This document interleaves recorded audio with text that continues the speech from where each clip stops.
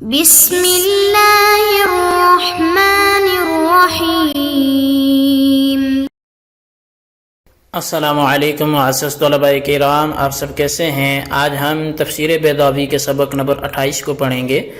آج کے ہمارے سبق کا عنوان ہے رحمان و رحیم میں زیادہ بلیغ کون؟ آج کے ہمارے سبق کی عبارت والرحمن ابلغ من الرحیم سے شروع ہوتی ہے۔ آئیے سب سے پہلے آج کے سبق کی عبارت پڑھ کے ترجمہ کرتے ہیں، اس کے بعد باقاعدہ وضاحت کی طرف بڑھتے ہیں۔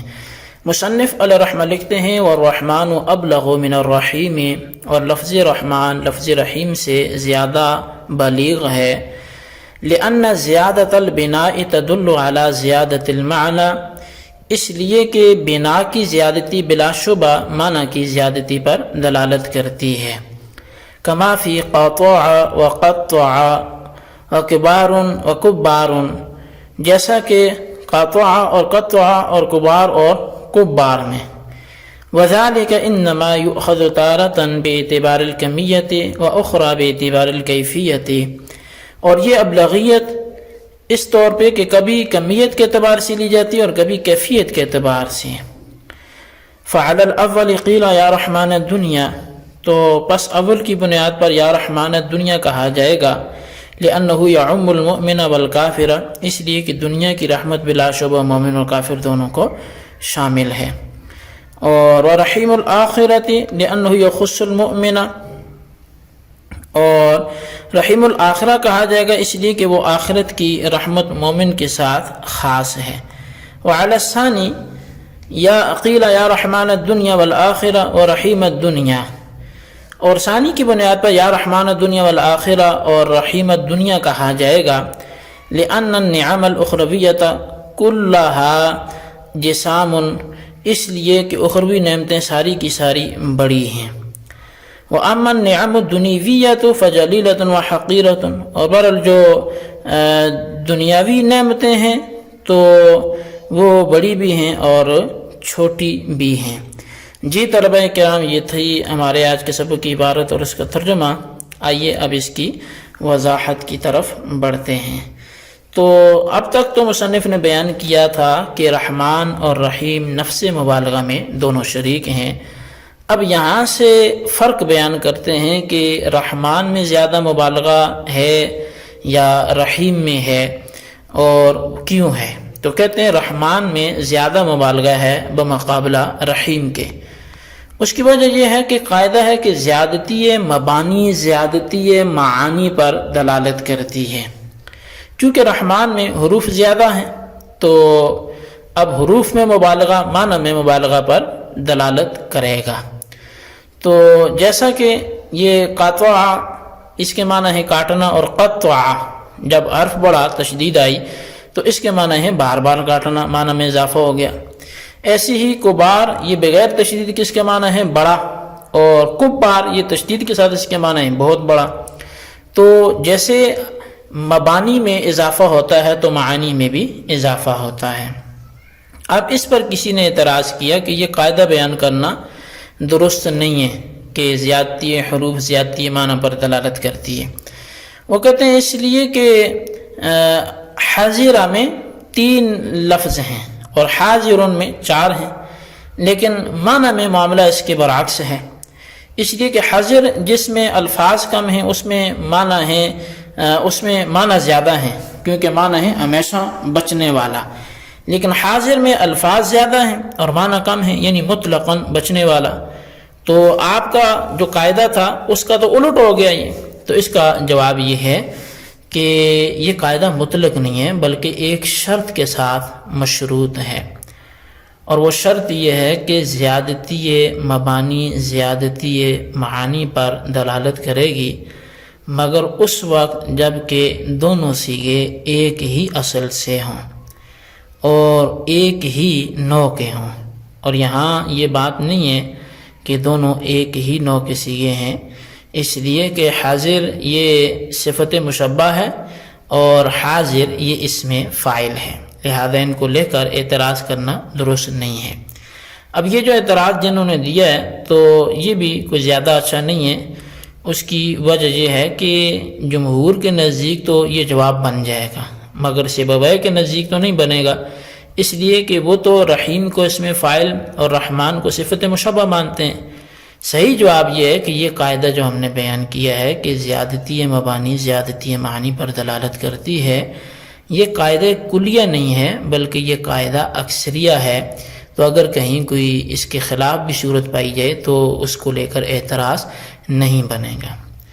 اب وذالک یہاں سے زیادتی معنی کو ثابت کر رہے ہیں، چنانچہ فرماتے ہیں کہ زیادتی کی دو قسمیں ہیں، ایک زیادتی بحسب الکمیت ہوگی اور دوسری زیادتی بحسب الکیفیت ہوگی، اس لیے کہ دنیا کی رحمت مومن و کافر دونوں کو عام ہے، اور اگر کوئی یہ بولے کہ یا رحمان الدنیا یا رحیم الآخرہ، تو اس میں دنیا کی رحمت مومن و کافر دونوں کو عام ہے، اور رحیم الآخرہ یعنی آخرت کی طرف اضافت فرماتے ہوئے اگر کوئی بولے تو اب اگر رحمان کے اندر کمیت کے اعتبار سے زیادتی کا لحاظ کیا جائے تو کہا جائے گا یا رحمان الدنیا و رحیم الآخرہ۔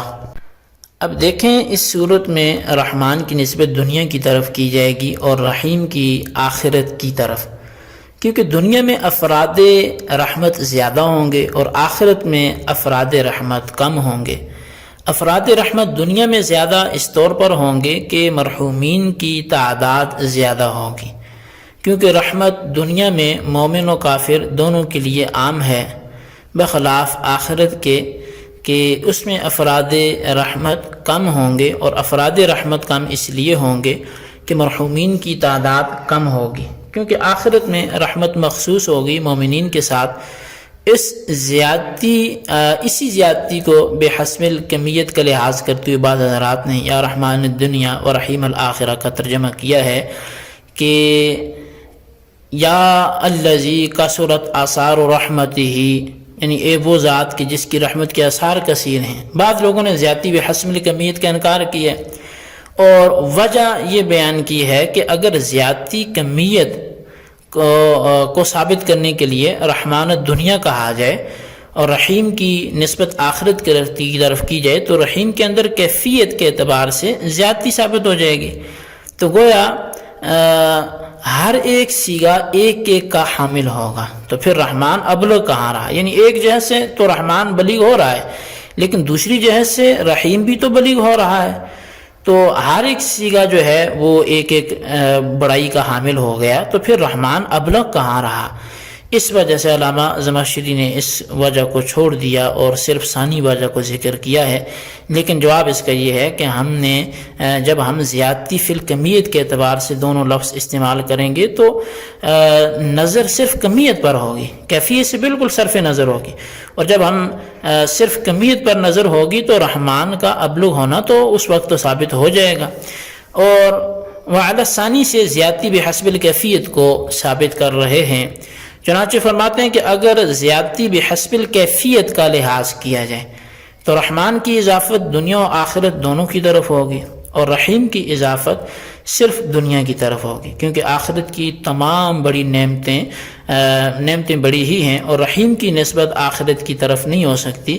ہاں دنیا کی نعمتیں چھوٹی بھی ہیں اور بڑی بھی ہیں، لہذا چھوٹی نعمتوں کا لحاظ کرتے ہوئے رحیم کی اضافت دنیا کی طرف ہو جائے گی، اور ترجمہ یوں ہوگا کہ اے دنیا کے اندر بڑے بڑے اور آخرت میں سارے انعام کرنے والے، اور رحیم دنیا کا ترجمہ ہوگا اے دنیا کی چھوٹی چھوٹی نعمتوں کا انعام کرنے والے۔